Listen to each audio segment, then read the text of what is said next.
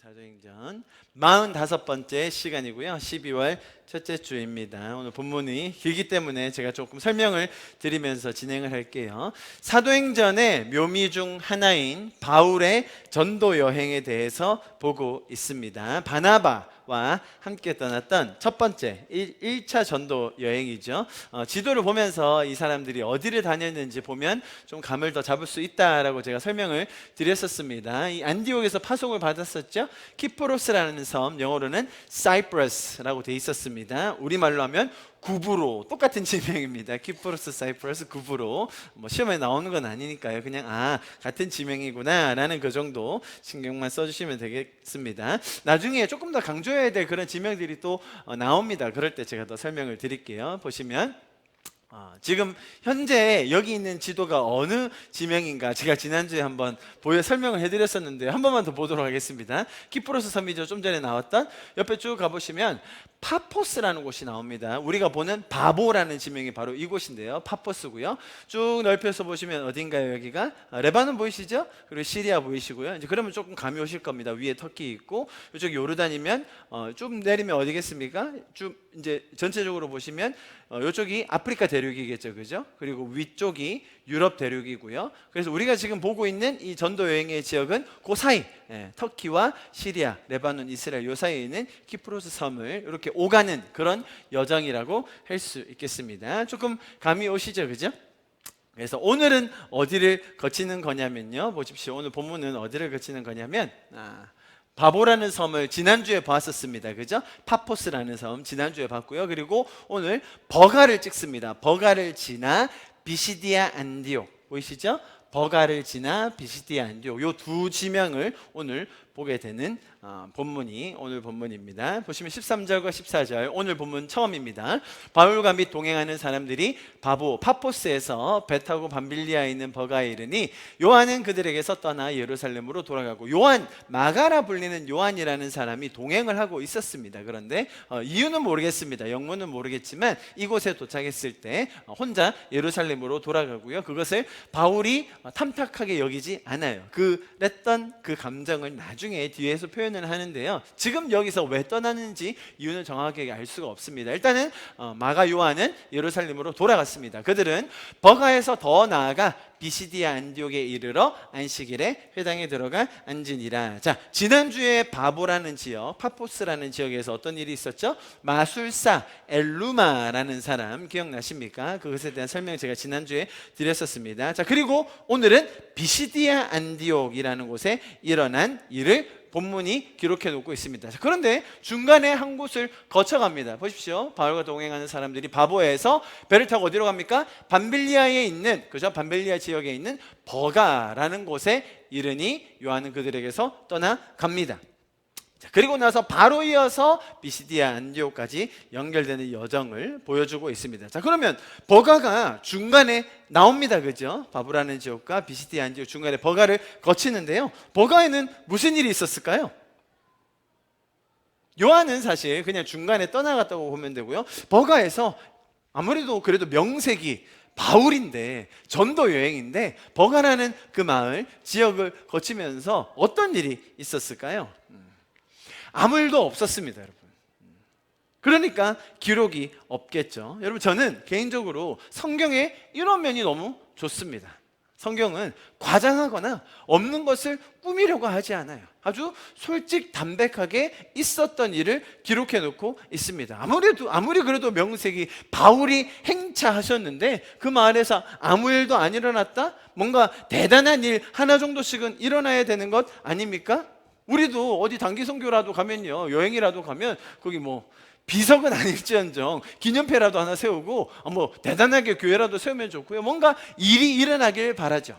우리 일상생활에서도 마찬가지일 것입니다. 하나님께서 베풀어 주시는 기적적인 일, 대단한 일, 놀라운 일 기대를 많이 합니다. 자, 그런데 심지어 바울이 간 그곳 버가에서는 아무 일도 없었습니다. 전도할 기회가 없었을까요? 아니면 했는데도 그닥 반응이 없었을까요? 그냥 지나갔습니다. 그런데 성경은 이것을 뭔가 꾸미려고 하거나 과장하지 않고 있습니다. 여러분, 우리의 삶이 일상의 어떤 특별하고 대단한 일의 연속일 경우가 많이 있습니까?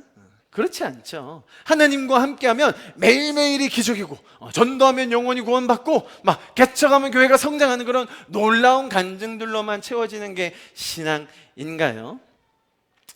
사실은 그렇지 않습니다. 여러분, 그렇게 살다가는요 심장이 날마다 막 쫄깃해져가지고 빨리 늙고 아마 못 살 겁니다. 매일 콩닥거리면서 살 수는 없어요. 여러분 잘 들어보십시오. 하나님께서 우리를 인도하시는 이 여정, 또 성령님과 동행하는 이 매일매일의 순간이 어찌 보면 특별한 것이 없는 것 같은 때가 훨씬 많습니다. 그러나 그 속에서 하나님과 나누는 이 친밀한 교제, 또 그분의 뜻과 마음을 더 알아가며 사는 이 기쁨, 그리고 그것을 풍성히 나누고 누릴 수 있고 또 사랑할 수 있는 특권, 그것을 가진 것이 저와 여러분 성도들인 줄 믿습니다. 그래서 그 일을 우리가 계속해서 경험하고 하나님께서 우리에게 주시는 그 평안을 맛볼 수 있기를 기대합니다. 사실 우리가 이런 대단한 기적들, 또 간증들, 엄청난 일들에 대한 간증이 난무하는 것이 사실입니다. 여러분, 그런 간증 경험해 보고 싶으십니까? 저는 개인적으로 별로 안 하고 싶습니다. 간증이란 게 뭐예요? 큰 병에 걸렸는데 기도해서 금식해서 나았다. 저는 그냥 병에 안 걸리고 그냥 무난하게 살고 싶습니다. 가정이 파탄났는데, 관계가 다 깨어졌는데 주님의 은혜로 정말로 회복되었다. 파탄 안 나고요, 그냥 편안하게 살면 됩니다. 여러분, 제가 무슨 말 드리려는지 아시겠죠? 뭔가 대단한 일, 엄청난 일, 하나님께서 역사하시면 기적적인 일의 연속이다? 아니요. 성령님과 동행하는 삶에 아무런 기록이 없을 수도 있습니다. 그냥 매일의 삶이 평범하고 특별하지 않을 수도 있어요. 그러나 하나님과 함께하는 그 여정 속에 있는 이 인격적인 교제로 말미암아 우리 성도들의 삶이 특별해지는 줄 믿습니다. 할렐루야. 그래서 오늘 이 성경이 기록하고 있는 이 여정에서 왜 버가에는 아무 일도 없었지? 라는 것을 통해서도 우리가 하나님께서 우리를 어떻게 바라보시는지를 더 알 수 있는 것 같습니다. 자, 보십시오. 그래서 비시디아 안디옥에 이르렀는데요, 그날 안식일이 되었습니다. 여기에서 모여서 많은 사람들이 다 하는 것처럼 바울과 바나바도 다 모이는 그곳 회당에 들어가서 앉았습니다. 보이시죠? 14절에 안식일이라서 그들은 평소에 하는 것처럼 율법과 선지자들의 글을 읽고 있었습니다. 15절요. 그리고 이제 말씀 듣는 시간이 되었어요. 거기는 보통 회당이라는 곳이기 때문에 회당장이 있습니다. 그러면 회당장이 보통 말씀을 나누든지 권면을 하는 말을 하는데요, 그날은 오늘따라 들어온 손님인 바울과 바나바에게 아주 공손하게 말씀을 나눠줄 수 있는지를 물어봅니다. 회당장이 보십시오. 15절 율법과 선지자들의 글을 읽은 후에 회당장들이 사람을 보내어 물어 이르되 형제들아, 만일 백성을 권할 말이 있거든 말하라 하니. 지금 한글에서는 조금 딱딱하게 보일 수도 있는데요, 원어에 보면 아주 공손하게 말씀을 나눠줄 수 있는지를 물어보는 장면입니다. 당시 예배 중에는 이런 설교 권면하는 말씀을 담당할 대상을 회당장이 정하곤 했습니다. 그래서 랍비가 있으면 랍비에게 부탁하기도 했고요, 또 방문자가 있을 경우, 믿을 만한 사람일 경우 부탁하는 경우가 종종 있었습니다. 그렇다고 아무나 시킬 순 없겠죠. 당연히 누군지를 알고 또 그렇게 부탁을 했을 것입니다. 바울과 바나바에 대한 소문 당연히 들었을 것이고요. 그런데 그 소문을 단순히 부정적인 것으로만 보지 않았고요, 그 자리에 초청했다는 것을 볼 때 뭔가 들어보자, 한번 마음을 열고 알아보자, 무슨 소리를 하나 한번 보자 라는 마음은 있었던 것 같아요. 그렇다고 해서 그 사람들을 인정한다든지 그들이 전하고 있는 메시지에 동의했다는 말은 아닙니다만 한번 들어는 보자 라고 하면서 초청했던 것이 오늘 본문 전체가 되었습니다. 그래서 바울이 그곳에서 비시디아 안디옥에서 설교했던 그 내용이 오늘 본문의 전체입니다. 자, 그랬더니 바울이 어떻게 하냐면요, 보십시오. 바울이 일어나 손짓하며 말하되. 여러분, 당시에 이 설교하는 관습은 어떻게 하냐면요, 좀 자리에 차분히 앉아서 이렇게 강론하는 게 당시의 관습이었습니다만, 바울은 어떻게 합니까? 벌떡 일어나서 손짓을, 지금 마치 저처럼 일어나서 손짓을 했다고 되어 있습니다. 무슨 말이냐면 바울이 열정이 가득한, 마치 그 사람들에게는 저 사람 왜 저러지? 엄청 오버하네? 라고 보일 정도의 웅변술 같은 그런 모습을 보여주고 있습니다. 사도행전 사도행전의 저자인 누가가 이런 것 하나까지 잘 캐치해서 우리에게 설명해 주고 있어요. 이 바울의 마음, 열정이 얼마나 가득했는지를 설명해 주는 것이죠. 자, 이렇게 마음을 쏟아서 말씀을 전하는데 듣는 대상이 누구였는가? 16절 보십시오. 누구에게 말합니까? 첫 번째, 이스라엘 사람들. 두 번째, 하나님을 경외하는 사람들. 이스라엘 사람들이란 말은 출생부터 유대인이든지 아니면 나중에 개종한 유대인들을 말하는 겁니다. 두 번째, 하나님을 경외하는 사람들. 여러분 고넬료 기억나십니까? 고넬료 이방인이었습니다. 그럼에도 하나님을 경외하는 사람들이었죠. 마찬가지예요. 여기도 유대인이 아니라 하나님을 일반적으로 경외하는 그런 많은 사람들이 이곳 회당에 모여서 말씀을 듣고 있었는데요. 그래서 유대인뿐만 아니라 이방인들에게도 지금 동일하게 바울이 말을 전하고 있는 그런 장면입니다. 아시겠죠? 자, 그래서 13절부터 16절까지가 이 오늘 본문이 어떤 세팅 안에서 진행되는지를 설명해 줬고요. 그러면 17절부터 41절까지 굉장히 길죠. 그러나 이것을 중간에 끊으면 안 됩니다. 한 편의 설교예요. 그래서 한 가지의 메시지로 쭉 이어서 바울이 설명할 겁니다. 아시겠죠? 그래서 17절부터 41절까지를 오늘 한숨에 쭉 읽어 보도록 하겠습니다. 먼저 17절부터 봅니다. 제가 밑줄을 그어놨습니다. 밑줄 그어놓은 부분을 조금 생각해 보시면서 어떤 말을 전하려고 하는지를 눈여겨보시면서 우리 좀 같이 읽어봤으면 좋겠습니다. 17절부터 23절까지인데요. 우리 한 목소리를 한번 읽어볼까요? 시작! 이 이스라엘 백성의 하나님이 우리 조상들을 택하시고 애굽 땅에서 나그네 된 그 백성을 높여 큰 권능으로 인도하여 내사 광야에서 약 40년간 그들의 소행을 참으시고 가나안 땅 7족속을 멸하사 그 땅을 기업으로 주시기까지 약 450년간이라. 그 후에 선지자 사무엘 때까지 사사를 주셨으니 그 후에 그들이 왕을 구하거늘 하나님이 베냐민 지파 사람 기스의 아들 사울을 40년간 주셨다가 패하시고 다윗을 왕으로 세우시고 증언하여 이르시되 내가 이새의 아들 다윗을 만나니 내 마음에 맞는 사람이라 내 뜻을 다 이루리라 하시더니 하나님이 약속하신 대로 이 사람의 후손에서 이스라엘을 위하여 구주를 세우셨으니 곧 예수라. 아멘. 밑줄 친 부분을 보시니까 어떤 것들이 강조되고 있는 것 같습니까? 조금 느낌이 오시나요? 지금 밑줄 친 이 부분들은요, 기독교의 특징을 너무나도 명백하게 보여주는 설명들입니다. 보시면 줄곧 하나님께서 하신 일, 하나님께서 하신 약속, 하나님께서 어떻게 신실하게 그 약속과 선포들을 역사 속에서 이스라엘 백성이라는 그 한 민족을 통해 이루어 가셨는지에 대한 기록을 지금 바울이 설명해 주고 있습니다. 이것은 세상과 혹은 타 종교와는 너무나도 다른 기독교만의 특징이라고 할 수 있습니다. 여러분 보십시오. 세상의 모든 원리는 내가 하는 만큼 받고 내가 하는 만큼 얻게 되어 있습니다. 오죽하면 세상에 불변의 진리가 있잖아요. 세상에 공짜는 없다.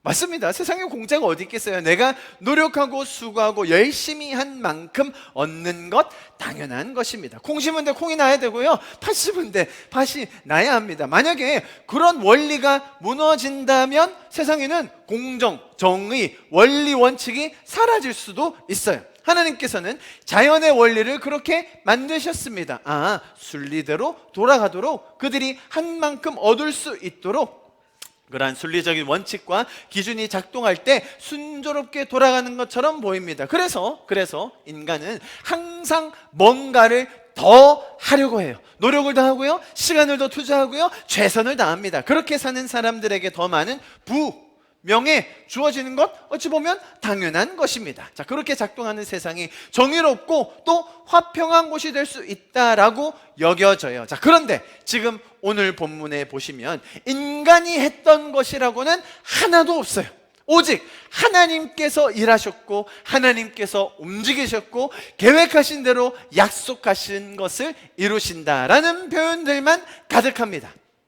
여러분, 세상의 큰 틀에서 볼 때 사람들이 열심히 하고 수고를 하는 것 너무나도 필요한 것입니다. 자, 그런데요, 기독교에서 말하는 가장 핵심적인 가치는 하나님과의 관계예요.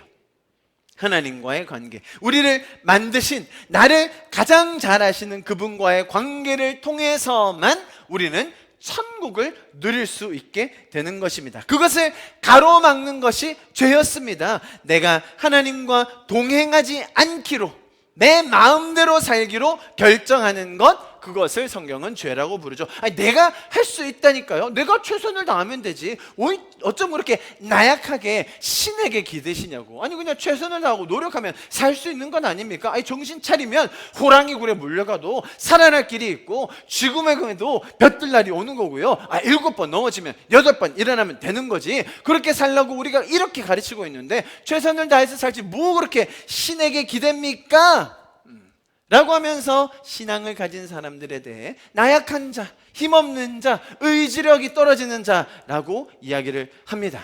그러나 그렇게 열심히 한다 한들, 최선을 다한다고 해도, 아니, 세상에서 가장 똑똑하고 가장 성실하고 가장 운도 좋아가지고 모든 것을 다 갖춘 그런 얻어낸 사람이라 할지라도 죽음을 해결할 수 있습니까?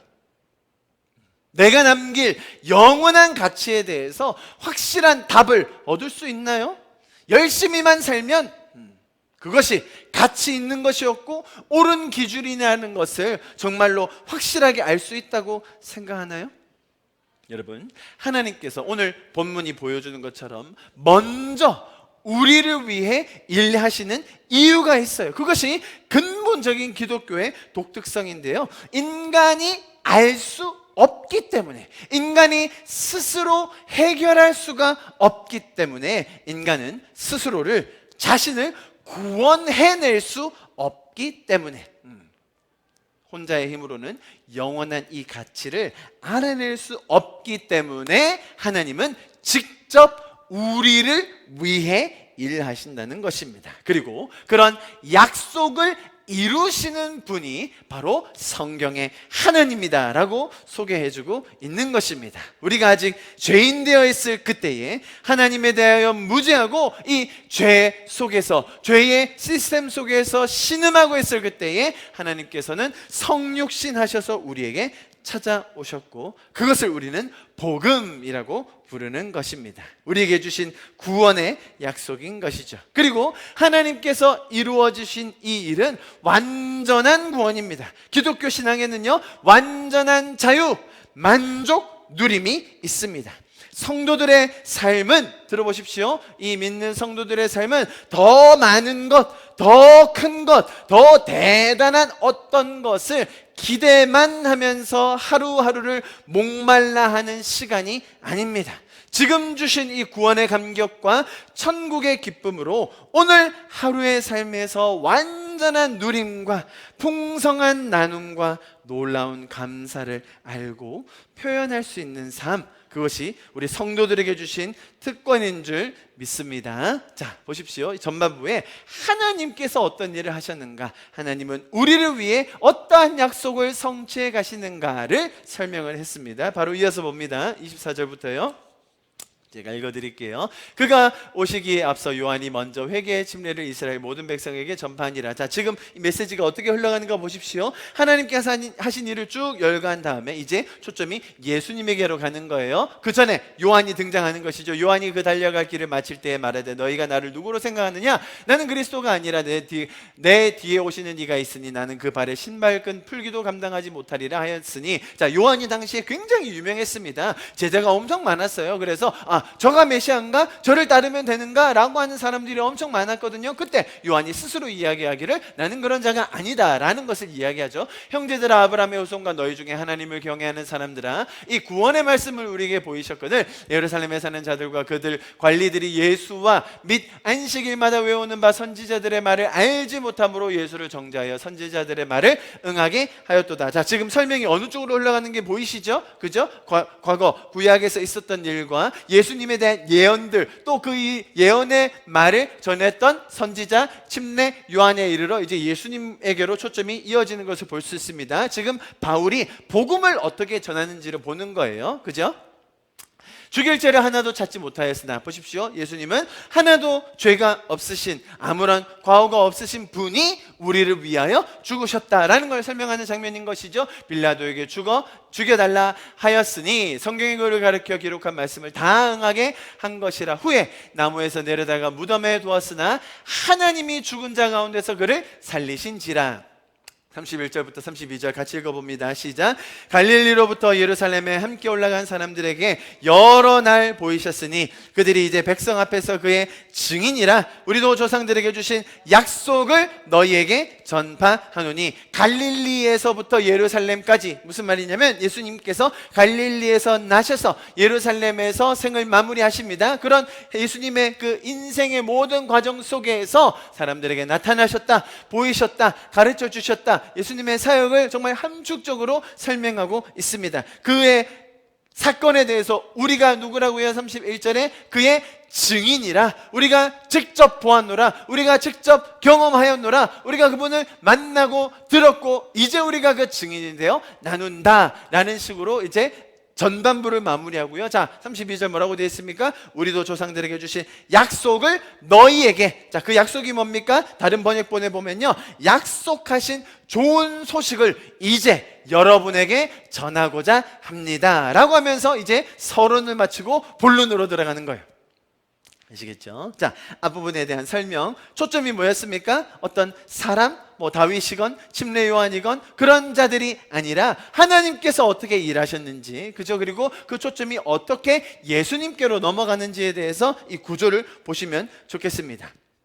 예수님의 삶이 어떻게 시작되었으며 그분이 하신 일들에 대한 어떤 의미가 있는지를 이제 앞으로 더 설명하게 될 것입니다. 그분은 죄가 없었지만 우리를 위해 대속을 하여 죽임을 당하셨습니다. 그 모든 것이 처음부터 계획된 것이었다고 설명해 주고 있어요. 왜죠? 하나님께서 우리를 하나님의 형상으로 지으셔서 하나님적인 자유를 주셨다는 겁니다. 그런데 거기에는 필수불가결하게 인간의 죄성으로 말미암아 하나님과 분리될 수밖에 없는 결과를 가지고 있었는데, 하나님은 그 사랑도 포기하지 않으시고 자유도 포기하지 않으시면서 완전한 하나님과 연합을 이룰 수 있는 그 유일한 방법, 독생자가 우리의 죄를 대속하여 주시는 그것을 계획하고 계셨다는 것입니다. 그래서 그 가운데 하나님과의 관계를 맡고 있던 죄의 문제를 이 십자가로 나무의 저주를 혼자 감당하심으로 이제 우리에게는 그것이 기쁜 소식, 복음이 되었다. 그러므로 말미암아 우리가 완전한 자유와 풍성함을 누리게 된다. 그것이 바로 복음이라는 것입니다. 할렐루야. 그래서 32절에 너희에게 주신 약속, 즉 좋은 소식을 이제 여러분에게도 전해드립니다 라고 이제 이야기를 하면서 조금 더 상세한 이야기를 합니다. 보십시오. 33절 우리 같이 한번 읽어볼까요? 시작. 곧 하나님이 예수를 일으키사 우리 자녀들에게 이 약속을 이루게 하셨다 함이라. 시편 둘째 편에 기록된 바와 같이 너는 내 아들이라 오늘 너를 낳았다 하셨고. 자, 지금 설명이 뭔가 이제 좀 심오해집니다. 느껴지십니까? 좀 역사적인 기본적인 틀을 잘 잡아가지고 예수님에 대한 소개를 한 다음에, 자, 이 예수가 누군가? 그래 죽었어? 그래 우리가 죽었다는 거 들었어. 부활했어? 부활했다는, 그래 소문은 들리긴 하지만, 그런데 그가 진정으로 누군지 그것을 이 시편의 말씀을 통하여, 전체적인 맥락과 역사적인 사건을 통하여 이 예수님이 누구신지를 확고하게 전해주고 있는 것입니다. 보십시오. 예수님께서 죽으셨습니다. 우리의 죄를 대속하여 십자가에서 돌아가셨습니다. 죄의 모든 참혹한 결과, 우리가 져야 하는 그 죄의 삭을 직접 감당하시며 그 문제를 해결하셨습니다. 자, 그런데 그분이 누구시길래 이런 일을 감당할 수 있었습니까? 보십시오. 하나님께서는 그런 십자가를 감당하신 예수님을 그냥 두지 않으셨다는 겁니다. 십자가 대속의 사건에서 멈추지 않으시고 죄에서 승리하게 하기 위하여, 죽음을 이기기 위하여 예수님을 어떻게 하셨다고요? 보십시오. 33절 하나님이 예수를 일으키사. 이것은 단순히 어떤 한 번의 기적적인 단회적인 사건을 설명하는 것으로 그치는 것이 아닙니다. 한번 보십시오. 시편 두 번째 편에서 보십시오. 시편 둘째 편에 기록했다고 되어 있잖아요. 시편 2편 7절에 이렇게 나와 있습니다. 내가 여호와의 명령을 전하노라. 여호와께서 내게 이르시되 너는 내 아들이라. 오늘 내가 너를 낳았도다. 자, 이 이야기를 어디서 듣냐면 예수님께서 침례 요한에게 침례 받으시고 물에서 올라오실 때 하늘에서 들리는 음성 뭐였습니까? 성령이 비둘기 같은 형체로 그의 위에 강림하시더니 하늘로부터 소리가 나기를 너는 내 사랑하는 아들이라. 내가 너를 기뻐하노라 하시니라. 지금 바울이 전하는 메시지가 뭔가요? 단순히 우리의 죄를 사하기 위해서 누군가 죽었다? 뭐 그럴 수도 있지. 뭐 고맙긴 한데 그 사람이 누군데? 그 사람이 뭐 하는 사람인데? 그분은 하나님의 아들이십니다 라는 것을 전하는 거예요. 하나님이 그를 일으키셨습니다. 죽음에서 대속으로 끝나는 것이 아니라 부활로 이어져서 또 그 부활이 단순히 일회적인 사건이 아닌 우리 모두를 위한 사망의 권세를 이길 수 있는 그 일을 하나님께서 아들에게 행하셨습니다. 자, 그래서 여러분 이것을 한 문장으로 요약하자면 그게 뭐냐면요, 예수님은 하나님이시다라는 거예요. 여러분, 예수님이 하나님이시다라는 걸 부정하려는 시도가 너무나 많았어요. 예수님은 신은 아니라 신적인 존재다. 예수님은 아들이긴 한데 하나님은 아니다. 정말 아주 교묘하게, 아주 집요하게 예수님이 하나님은 아니다라는 주장을 너무나 많은 역사 속에서 진행되었었습니다. 그런데 오늘 바울이 너무나 명백하게 짚어서 시편의 말씀을 들어 설명해 주는 것은 예수님이 하나님이시고 그 하나님께서 예수님을 아들로서 같은 존재로서 불러주셨다. 그렇기 때문에 이분의 죽음이 바로 우리의 모든 죄를 대속할 수 있는 그 구속의 사건을 이루어 주신 것이다 라는 것을 설명해 주고 있는 것입니다. 여러분, 시편 2편 7절 이 말씀은요, 이스라엘, 당시 고대 이스라엘 왕의 대관식 때 사용됐던 시인데요, 이스라엘 왕이 기름 부음을 받을 때 그 왕이 하나님으로부터 다시 태어난다 그러면서 하나님과의 어떤 부자 관계를 맺는 것 같이 왕의 직위를 받는다는 그런 상징적인 의미로 사용되었다는 거예요. 자, 그래서 예수님께서 물의 침례를 받으시고 올라오실 때 이런 음성이 들렸던 것이고, 바울은 이 구절을 인용하여서 지금 이 사람들에게 예수님의 하나님 되심을 설명하고 있는 것입니다. 우리가 단순히 성육신이라고 부르는 이 일, 인간의 몸을 입고 오신 그 신의 현현, 나타나심, 우리가 직접 경험할 수 있도록 우리에게 찾아오신 그 하나님의 마음, 또 그분의 겸손함, 그분의 놀라운 성품을 지금 바울은 이렇게 풀어서 설명하고 있는 것입니다. 예수님은 완전한 인간이셨던 동시에 완전한 하나님이셨습니다. 이것은 인간의 이성으로 논리로 이해할 수 있는 부분이 아닙니다. 정말로 많은 무슬림들과 또 무신론자들이 아주 격렬하게 논쟁하는 부분이 이 부분입니다. 예수님이 인간의 몸을 입고 온 분이 어떻게 하나님이냐? 삼위일체 말이 되냐? 정말로 집요하게 아주 치열하게 싸웁니다. 그러나 이 역사 속에 서 계신 예수님의 십자가와 부활은, 그리고 그분을 향한 이 예언의 말씀들은 너무나도 선명하게 남아서 우리에게 그분의 하나님 되심, 또 죽음을 이기신 하나님께서 그를 살려주신 그 사실을 증거해주고 있는 것입니다. 그리고 이 일을 통해서 오늘 바울은 다름이 아닌 우리에게 그 약속이 이루어졌다라는 것을 설명해주고 있는 것입니다.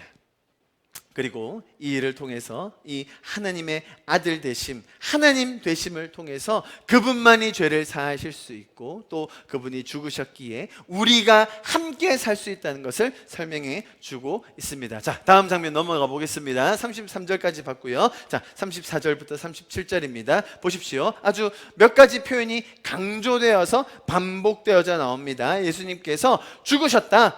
오케이. 죄를 사하여 주셨다. 우리의 죄를 배속해 주셨다. 그런데 하나님께서 일으키셨다. 그 의미가 뭐라고요? 하나님이 그를 아들로 또 하나님으로 보고 계신다. 자, 그런데 거기서 일으키셨다는 것이 어떤 의미인지를 아주 구체적으로 설명해 줍니다. 34절부터 우리 같이 한번 읽어볼까요? 시작. 또 하나님께서 죽은 자 가운데서 그를 일으키시나 다시 썩음을 당하지 않게 하실 것을 가르쳐 이르시되 내가 다윗의 거룩하고 미쁘는 살을 너희에게 주리라 하셨으며 또 다른 시편에 일러시되 주의 거룩한 자로 썩음을 당하지 않게 하시리라 하셨느니라. 다윗은 당시에 하나님의 뜻을 따라 섬기다가 잠들어 그 조상들과 함께 묻혀 썩음을 당하였으되 하나님께서 살리신 이는 썩음을 당하지 아니하였나니. 제가 강조해서 읽었지만 그렇게 하지 않더라도 충분히 보이시죠? 왜 이 말을 자꾸 반복하실까? 다시 살리셨다는 이 표현의 의미 안에 다시 썩음을 당하지 않게 하실 것이다 라는 것을 우리에게 강조하여 가르쳐주고 계십니다. 자, 보십시오. 하나님께서는 예수님을 죽은 자 가운데서 일으키셨는데 그 목적이 뭐라고요? 썩음으로 되돌아가지 않도록 하는 데 있음을 보여주고 있어요. 하나님은 예수님을 부활케 하심으로 말미암아 사망 권세에서 해방시키셔서 썩음, 뭐예요? 부패하고 또 죽음으로 가는 그것들이 그를 주관하지 못하게 하셨다는 것입니다. 자, 보십시오. 35절에 보면 다른 시편에서도 이렇게 설명됐다고 되어 있잖아요. 그게 시편 16편 10절 말씀인데요. 보십시오. 이는 주께서 내 영혼을 스올에 버리지 아니하시며 주의 거룩한 자를 멸망시키지 않으실 것임이니이다. 이 말을 인용하여 바울은 지금 설명을 하고 있는 거예요. 계속해서 썩음, 썩지 않을 것에 대하여 강조해서 설명하고 있습니다. 자, 보십시오. 이런 표현 자체에 담긴 우리 인생에 주는 의미를 정확하게 이해해야 됩니다. 이렇게 질문해 볼 수 있습니다. 우리의 인생이 단순히 썩어서 영원히 없어질 운명이라면, 다들 그렇지 않습니까? 인생의 육신이 얼마나 오래 있겠습니까? 그것이 생이 끊어졌을 때 우리는 썩어서 영원히 없어지는 것입니다. 만약에 그것이 우리 모두에게 주어진 운명이라면 사실 열심히 산들 최선을 다해서 사는 것이 무슨 의미가 있습니까? 누군가는 이렇게 얘기하겠죠. 아니, 육체는 썩어지지만 어느 정도 업적을 쌓고 말이죠, 또 후대에 이름이 기억될 수 있도록 하면 그것이 삶의 의미 아니겠습니까? 호랑이는 죽어서 가죽을 남기고요, 사람은 죽어서 어쨌든 이름과 업적과 자기가 해놓은 그런 성취들을 남기는 것 아닙니까? 네, 그렇게 좋은 업적, 훌륭한 성과 남겨가지고 자손 대대로 이름이 기억될 분들 정말 소수가 있을 거예요. 네, 그 좋은 분들입니다. 좋은 업적입니다. 우리가 기리고 또 따라야 합니다. 그런데 그렇게 할 수 없는 자들은요, 저 포함 우리 다 비슷한 존재 아닙니까?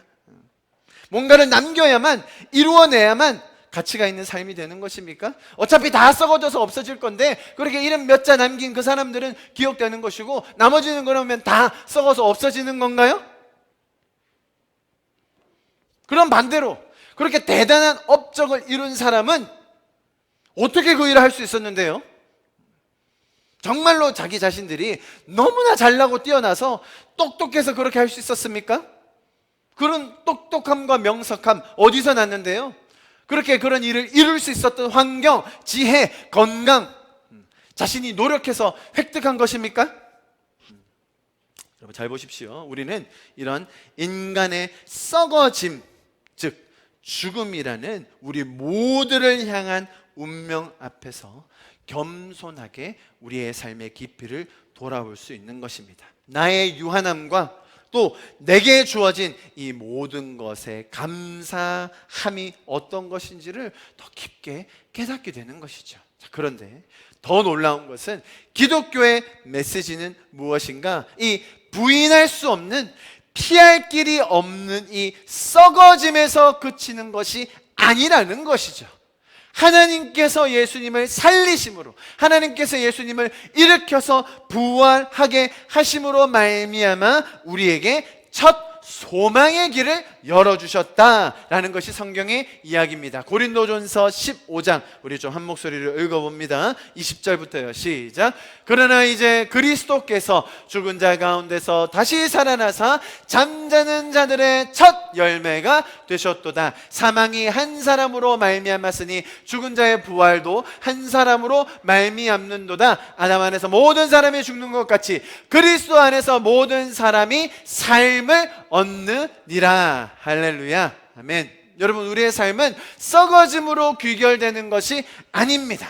우리는 썩어짐으로 단순히 없어지는 존재가 아니에요. 그 와중에 이름을 남긴 몇 사람들만, 업적을 이룬 그 소수의 사람들만 기억되는 것이 아닙니다. 여러분, 하나님께서는 우리 믿는 성도들이 하나님과 함께 누렸던 그 친밀함 속에서의 관계, 그분과의 스토리 속에서 그것을 영원히 함께 하여 주실 것입니다. 비록 우리의 육신이 썩음 가운데 들어간다 하더라도 예수님께서 첫 열매로 일으키심을 받아서 부활하셨던 것처럼 우리의 삶은 하나님과의 관계 속에서 영원히 가는 것임을 기억하시기를 축복합니다. 할렐루야. 우리 옆에 분들을 보시면서 그런 생각해 보시면 좋아요. 내가 이 사람과 영원히 갈 존재구나. 그러면 갑자기 막 답답해지시면 영원히 빨리 죽고 빨리 헤어지면 좋겠는데 영원히 간다고. 여러분, 관계는 영원한 것입니다. 관계만이 영원한 것이에요. 우리가 관계 안에서 누리고 나눈 사랑만이 영원한 것입니다. 우리가 남긴 업적, 하나님 앞에서 그거 자랑하시려고요? 내가 이룬 성과, 하나님 앞에서 그거 상 받으시려고요? 아닙니다. 하나님과 함께 동행한 이 시간 속에서 우리가 누린 그 친밀함, 하나님과 만들었던 그 스토리, 우리의 썩어짐에 집중하는 것이 아니라 영원히 남을 그 관계와 사랑을 우리에게 오늘 이 말씀은 전해주고 있는 것입니다. 여러분, 베드로전서도 동일하게 이렇게 얘기합니다. 제가 읽어드리겠습니다. 우리 주 예수 그리스도의 아버지 하나님을 찬송하리로다. 그의 많으신 긍휼대로 예수 그리스도를 죽은 자 가운데서 부활하게 하심으로 말미암아 우리를 거듭나게 하사. 보세요, 산 소망이 어떻게 해요? 죽고 나서요? 지금부터 우리는 썩어짐으로 끝나는 것이 아니구나. 우리에게는 산 소망이 있는 것이구나. 우리에게는 영원이라는 가치를 알게 하신 그 놀라움이 있구나라는 것이에요. 자, 4절 같이 읽습니다. 시작. 썩지 않고 더럽지 않고 쇠하지 아니하는 유업을 있게 하시다니 곧 너희를 위하여 하늘에 간직하신 것이라. 할렐루야. 영원한 가치, 썩지 아니하고 쇠하지 아니하는 그 유업을 받은 저와 여러분 주님의 이름으로 축복합니다. 우리 인생의 궁극적인 마무리, 결말을 어떤 모습으로 끝내기를 원하십니까?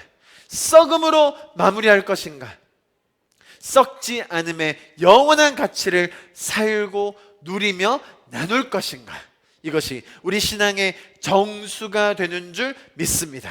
우리의 힘과 노력이 아니라 그러한 썩지 않음의 믿음과 또 현재의 감사를 이루어 주신 예수 그리스도의 놀라우신 역사를 찬양합니다. 할렐루야. 자, 다음 구절도 이어서 보도록 하겠습니다. 38절과 39절입니다. 우리 같이 한번 읽어볼까요? 시작. 그러므로 형제들아, 너희가 알 것은 이 사람을 힘입어 죄사함을 너에게 전하는 이것이며 또 모세의 율법으로 너희가 의롭다 하심을 얻지 못하던 모든 일에도 이 사람을 힘입어 믿는 자마다 의롭다 하심을 얻는 이것이라. 여러분, 부연 설명을 하는 것입니다. 지금 이제 복음에 대한 아주 핵심적인 정수를 다 전했어요. 그런데 사족을 좀 붙여야 됩니다. 왜? 복음이 아주 풍성하거든요. 인간들의 삶이 복잡하거든요. 그 사람들이 사는 삶이 죄로 가득하거든요. 보십시오.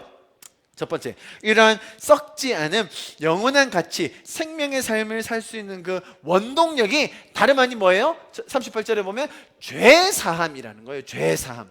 제가 서두에 인간들이 계속해서 막 열심히 최선을 다해서 고군분투하면서 사는 모습을 설명드렸습니다. 자, 그런데도 인간은요, 보세요, 항상 뭔가를 열심히 하고 최선을 다하고 성실하게 사는데, 그런데 떨쳐지지 않는 그 두려움과 불안함이 있으니, 그게 뭐냐면, 근데 나 이렇게 살다가 지옥에 가면 어떻게 하지? 그게 인간 마음속에 있는 아주 풀리지 않는 숙제예요. 내가 지금 하고 있는 게 잘하고 있는 건가?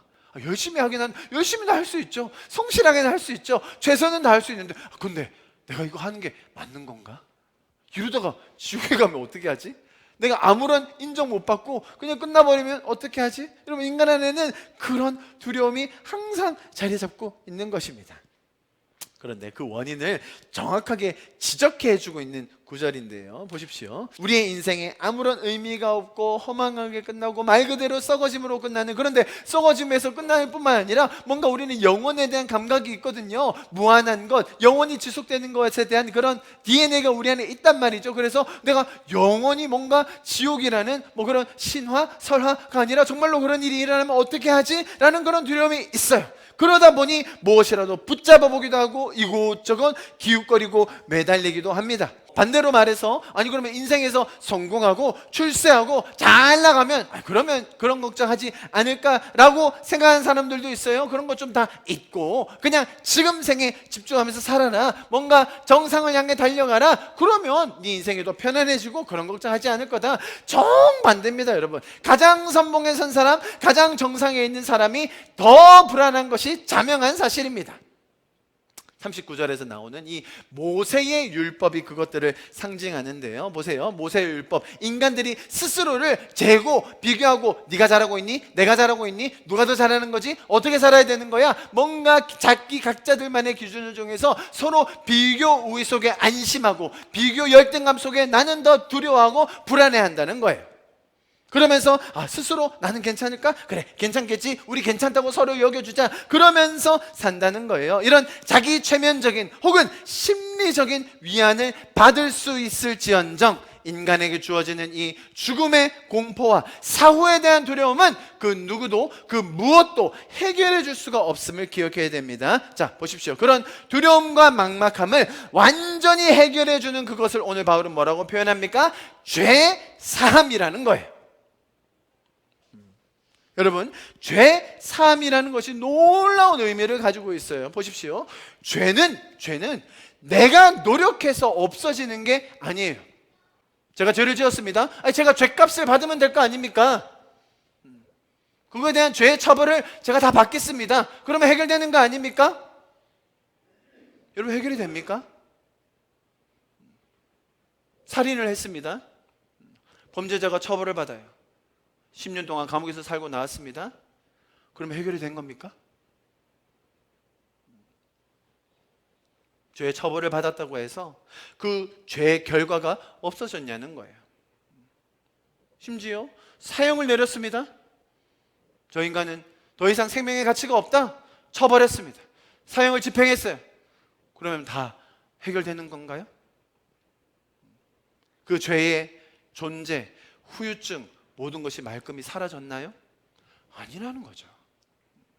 죄는 내가 노력해서 내가 씻어내려고 한들 그 흔적과 상처가 지워지지 않는다는 것이 끔찍한 현실이에요. 자, 보십시오. 그것을 아시는 예수님께서는 죄를 사하여 주시는 거예요. 그 죄의 피해자에게 동시에 그 죄의 가해자로서 죄책감을 느끼고 있는 우리 모두에게, 여러분, 죄라는 것이 제가 지금 예를 들었던 그런 극단적인 그런 범죄가 아니지 않습니까? 내 안에 양심에 걸리는 하나님의 뜻에 반하는 그런 사소한 죄 하나하나, 내가 그것을 고행으로 해결할 수가 있나요? 참회한다고 그것이 해결이 됩니까? 여러분, 죄는 잘 보십시오, 사해지는 거예요. 내가 노력해서 없애고 내가 뭔가 보상하려고 지워버린다고 한들 없어지지 않아요. 그래서 기독교에서 주는 이 메시지, 죄사함의 메시지가 너무나 중요한 것입니다. 성경은 이렇게 우리에게 설명해 주고 있습니다. 이사야서 1장 18절 말씀, 여호와께서 말씀하시되 오라 우리가 서로 변론하자. 너희의 죄가 주홍 같을지라도 눈과 같이 희어질 것이요 진홍같이 붉을지라도 양털같이 희게 되리라. 이것이 죄 사함의 선포라는 거예요. 시편의 말씀이 이렇게 기록합니다. 103편 내 영혼아 여호와를 송축하라. 내 속에 있는 것들아 다 그의 거룩한 이름을 송축하라. 내 영혼아 여호와를 송축하며 그의 모든 은혜를 잊지 말지어다. 그가 내 모든 죄악을 사하시며 내 모든 병을 고치시며 내 생명을 파멸해서 속량하시고 인자와 긍휼로 관을 씌우시며 좋은 것으로 내 소원을 만족하게 하사 내 청춘을 독수리같이 새롭게 하시는도다. 그 다음요, 우리 좀 길지만 같이 한번 읽어보면 좋겠습니다. 시작. 여호와는 긍휼이 많으시고 은혜로우시며 노하기를 더디하시고 인자하심이 풍부하시도다. 자주 경책하지 아니하시며 노를 영원히 품지 아니하시리로다. 우리의 죄를 따라 우리를 처벌하지 아니하시며 우리의 죄악을 따라 우리에게 그대로 갚지는 아니하셨으니 이는 하늘이 땅에서 높음같이 그를 경외하는 자에게 그의 인자하심이 크심이로다. 동이 서에서 먼 것 같이 우리의 죄가를 우리에게서 멀리 옮기셨으며 아버지가 자식을 긍휼히 여김같이 여호와께서는 자기를 경외하는 자를 긍휼히 여기시나니 이는 그가 우리의 체질을 아시며 우리가 단지 먼지뿐임을 기억하심이로다. 아멘. 아멘. 여러분, 하나님은 우리의 죄를 사해 주시는 분이세요. 우리가 있는 이 죄의 결과, 죄의 참혹함, 모든 죄의 시스템 속에서 우리를 건져주시는 분이십니다. 그것이 죄 사함의 기적인 것입니다. 그것이 하나님께서 우리의 삶에 베풀어 주신 놀라운 역사인 것입니다. 그러므로 말미암아 우리는 그 죄에서부터 자유하여 구원함을 얻어 기쁨 속에서, 자유함 속에서, 감사함 속에서 살 수 있는 존재가 된 성도가 된 줄 믿습니다. 할렐루야. 이런 하나님의 사랑과 용서하심, 또 죄를 사하심과 영원히 함께 하심을 더 경험하는 저와 여러분 될 수 있기를 간절히 축복합니다. 할렐루야. 자, 보십시오. 지금 17절부터 쭉 이어서 설교가 어떻게 이어져 있는지 보시죠. 구약에 하나님께서 하셨던 일들을 다 설명해서 결국 예수님께로 이어와서 그 예수님께서 우리의 죄를 속량하셔서, 그죠? 죄 사함을 받게 할 수 있도록 하셨던 그 일들. 그런데 그분에게 어떤 자격이 있었다고요? 하나님의 아들로서 예수님이 하나님 되셨기 때문에 그 일을 이루어냈다. 그러므로 말미암아 우리 안에는 참된 소망과 영원히 썩어지지 않을 그 하늘의 소망이 우리에게 있음을 우리에게 가르쳐주고 있습니다. 그리고 사적으로 뭘 붙였다고요? 너희들이 가지고 있는 그 모세율법으로 이렇게 하면 되나 저렇게 하면 되나가 아니라 하나님의 그 죄사함의 역사로 말미암아 우리는 지금 이제 이러한 소망과 자유함과 감격과 감사를 누리며 살 수 있는 성도이다 라고 이렇게 설명을 했습니다. 자, 마지막입니다. 40절과 41절. 바울이 높아심이 드는 거예요. 그래도 몇 가지 더 말씀하고 싶은 거죠. 자, 이렇게 풍성한 복음이 있는데 만약에 따르지 않겠다? 나 그래도 뭐 그래, 복음은 너나 믿어, 난 안 믿을래. 자, 그럴 경우 어떤 일이 일어날지에 대한 결과를 사족을 붙여서 설명해 주고 있어요. 그런즉 너희는 선지자들을 통하여 말씀하신 것이 너희에게 미칠까 삼가라. 무슨 말이에요? 너 이거 따르지 않겠다고 고집 부리면서 네 지식 가지고 네 능력 가지고 막 그렇게 버티지 마. 고집 부리지 마. 그러면 어떤 결과가 나옵니까? 41절 일러스되 그 결과에 대해서 설명해 주는 것이죠. 보라, 멸시하는 사람들아, 너희는 놀라고 멸망하라. 내가 너희 때를 당하여 한 일을 행할 것이니 사람이 너희에게 일러줄지라도 도무지 믿지 못할 일이라 하였느니라 하니라. 자, 그들에게 닥칠 이 멸망의 결과, 하나님을 믿지도 따르지도 않겠다고 결정하면서 파멸로 가는 그 결과를 어떻게 하라고요? 피하라, 삼가라, 그러지 마라. 이제 다음 주에 보면 이 말을 왜 했는지 조금 더 설명이 나올 겁니다. 우리가 지금 오늘 본 이 바울의 설교 대상이 누구였죠? 유대인들과 또 이방인들이 있는데 유대인들이 끝까지 안 믿어요. 이 말을 할 기회를 준 지도자들, 회당장들 안 믿습니다. 그러다 보니 이방인들에게 눈이 돌아갈 수밖에 없었죠.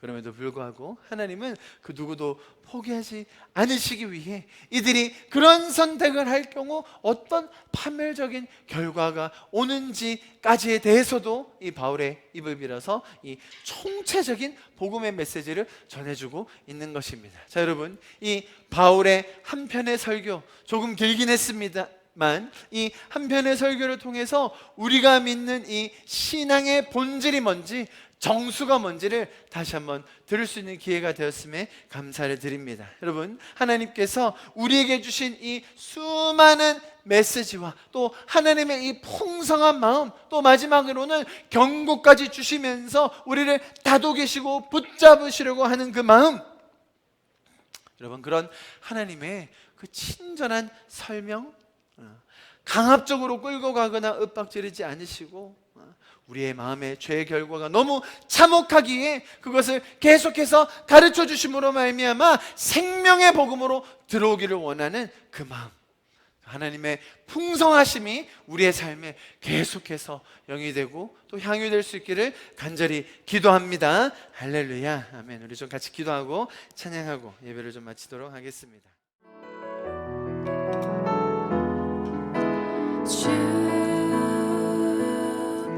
여호와는 광대하시도다.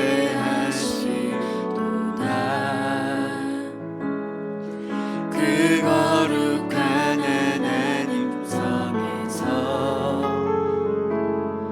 찬양할지어다.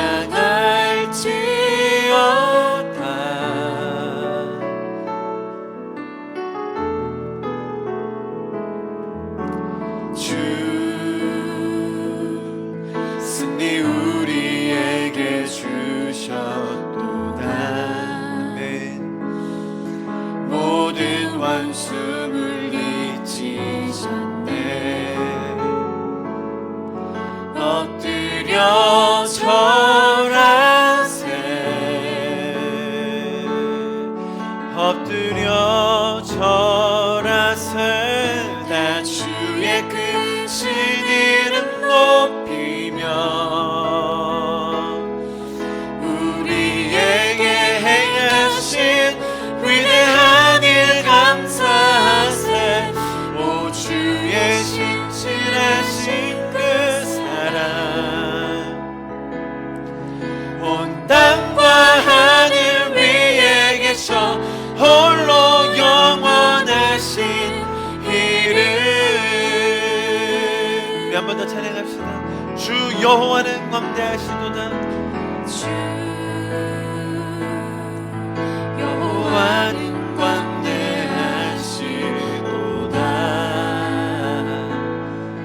그 거룩한 하나님 성에서 찬양할지어다. 찬양할지어다.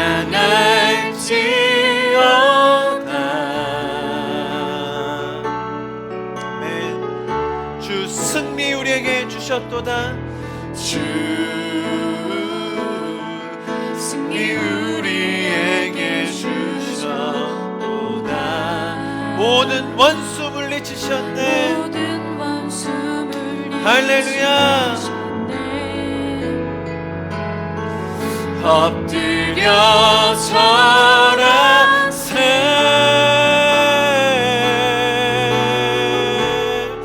다 주의 크신, 다 주의 크신 이름 높이며 우리에게 행하신 위대한 일 감사하세. 오 주의 신실하신 그 사랑, 온 땅과 하늘 위에 계셔 홀로 영원하신 이름. 다 주의 크신 이름 높이며 우리에게 행하신 위대한 일 감사하세. 주의 신실하신 그 사랑, 온 땅과 하늘 위에 계셔 홀로 영원. 온 땅과 하늘 위에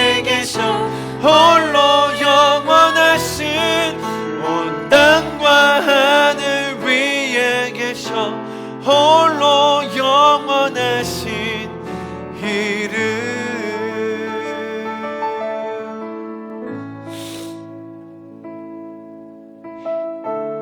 주님께서 우리의 삶에 이루어 주신 이 놀라운 일들, 죄를 사하여 주시고 모든 죄의 그 흉악한 결박으로부터 우리를 자유케 하신 주님 찬양합니다. 영원히 썩어질 수밖에 없는 썩어짐의 허망함과 그 굴레 속에서 헤어나올 수 없는 우리였지만 우리의 첫 열매가 되신 살아계신 부활하신 예수 그리스도로 말미암아 우리로 산 소망을 지금 가지게 하여 주신 주님 찬양합니다. 우리에게 이런 놀라운 믿음을 더하여 주시고 썩어지지 않는 소망과 영원한 가치를 알게 하셔서 주님 날마다 주님과 동행하는 그 기쁨 속에 살게 하여 주신 주님 감사를 드립니다. 네, 주님, 우리의 삶이 매일매일이 특별하지 않더라도 비록 기적이 없을지라도 날마다 주님과 동행하는 그 놀라운 감격 속에서 주님과 살아가는 또 이웃을 사랑하는 그 놀라운 스토리들이 우리의 삶에 더 만들어지게 하여 주시옵소서.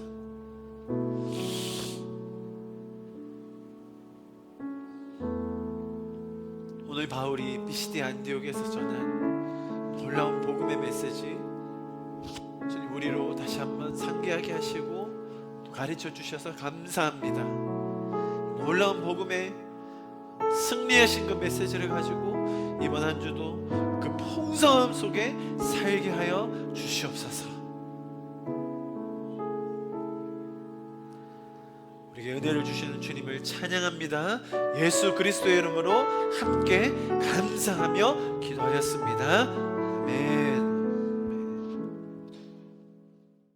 OCC 선물 상자 여러분 우리가 잘 전달했습니다. 제가 지난주에 어디 갔다 왔냐면요, 군포에 있는 그 프로세싱 센터이라고 해서 선물들이 다 모이잖아요. 지금 한국에서 한 만여 개 선물 박스가 모였습니다. 할렐루야. 우리는 그 중에 몇 개 감당했고요. 그래서 저도 열심히 해가지고 저 부산에서 많이 모았거든요. 보내드렸는데요, 그 박스를 어떻게 처리하는지 제가 보고 왔습니다. 이렇게 공간이 마련되어 있습니다. 아주 큰 창고를 빌렸어요. 제가 지난번에 보여드렸던 미국에서 하는 그 장면 보셨죠? 이분들이 워낙 그 미국에서 해오던 이 가다가 있다 보니까 아주 시설이 아직 우리나라는 10,000개밖에 안 되는데도 불구하고 너무 멋져요. 이렇게 딱 시설을 갖춰놓고 보시면 한번 동영상을 제가 찍어왔는데요. 보시면 이런 느낌이에요. 큰 창고에다가 딱 진열을 해놓고 박스를 모아놓고 그래서 이 안에서 모든 것을 다 프로세싱 할 수 있도록 준비를 해놓으셨어요. 형님 소리 나옵니까? 소리. 다음 동영상 보시면 comes to the front of the line here. 자, 여기서 박스를 포장해온 선물을 받아요. 그러면 이제 자원봉사자들이 서요. 박스를 열어가지고 혹시 위험한 물건 없는지 일일이 다 검사해요. 앞에 보충 물건 있죠? 보충 물건 또 채워가지고 그러면 이쪽에서는 테이핑하는 또 봉사자가 서요. 그럼 이제 테이프를 싹 해가지고 그럼 옆에 박스가 있잖아요. 박스에 나이별로 성별로 넣어요. 그래가지고 포장하는 거죠. 그게 접니다. 자, 그러면 다 마치고 나면 저런 상자 끄는 거 해가지고 카트 해가지고 저울로 넘깁니다. 그러면 보시면 이렇게 작업하는 작업 진해가 한 8개 정도 쭉 돼 있습니다. 그래서 한 번에 한 50명 정도의 자원봉사자들이 오면 저 안에서 작업을 하게 되는 거죠. 그래서 하루에 한 3-4천 개 정도를 충분히 감당해낼 수 있는 그런 시설을 마련해 놓으셨더라고요. 그래서 제가 지난 수요일 날 가서 저도 직접 보고 또 같이 검수하는 것도 해보고 왔습니다. 검수해 보면 되게 재밌어요.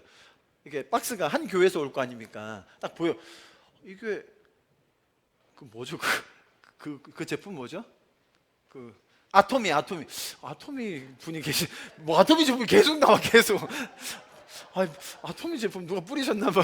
그런 교회도 있고 또 어떤 분은 막 엄청 고가의 막 이런 시계, 남자의 쓰라고 막 시계에 막 엄청 예쁜 모자에, 또 어떤 분은 자기가 축구를 너무 좋아하나 봐. 이거는 반드시 축구를 좋아하는 데가 모든 축구화, 축구 양말, 축구 뭐 보호대, 막 뭐 축구 용품도 꽉 채워서 있는 분도 있고, 또 어떤 분들은 잘 모르셔가지고 그냥 수건 2개 수건 2개 넣는데 또 편지도 엄청 정성스럽게 얘야 내가 하나님 회사 말해가지고 막 이제 그런 분들 거는 이제 수건 하나 빼고 공간 많이 남으니까 다른 보충 물품들이 있습니다. 그러면 꽉 채워가지고 해가지고 테이핑 싹 해가지고 보냈는데요. 너무 재밌더라고요. 너무 재밌고 아마 이제 제가 보고 오니까 이거 부산에서 하면 재밌겠다.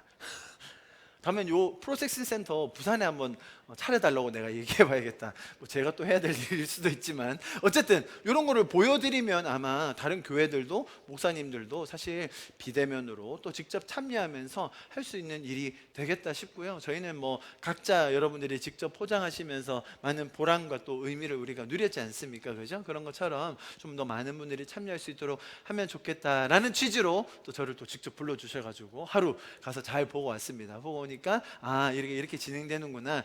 미국 또 저희 같이 일했던 한 분이 연락 오셨는데 저희 알라바마 주인가 한 20만 개 쌌다고 20만 개 쌌다고 하면서 이제 사진 찍어 보내주더라고요. 거기는 말씀드렸듯이 그런 코스트코, 홈플러스 정도의 마트에서 쫙 하잖아요. 그러니까 뭐 그 정도 개수가 나오는 거죠. 아무튼 여러분들이 후원해 주시고 또 섬겨 주신 이런 박스들이 이렇게 잘 처리되고 있음을 제가 보여드리고 싶었고요. 그리고 이것들이 잘 이제 프로세싱은 마무리됐습니다. 이제 어제까지 잘 마무리했고 아마 조금 더 들어올 수도 있는데 그런 것들은 공식적으로 한다기보다는 비공식적으로 잘 처리해서 이제 그것들을 잘 포장해 가지고 이제 보내야죠. 또 그런 과정이 만만치 않습니다. 그런 모든 과정 또 앞으로 진행될 복음이 전해지고 그들 훈련시키는 과정까지 여러분들 좀 관심 가져주시고 기도해 주시면 좋겠습니다.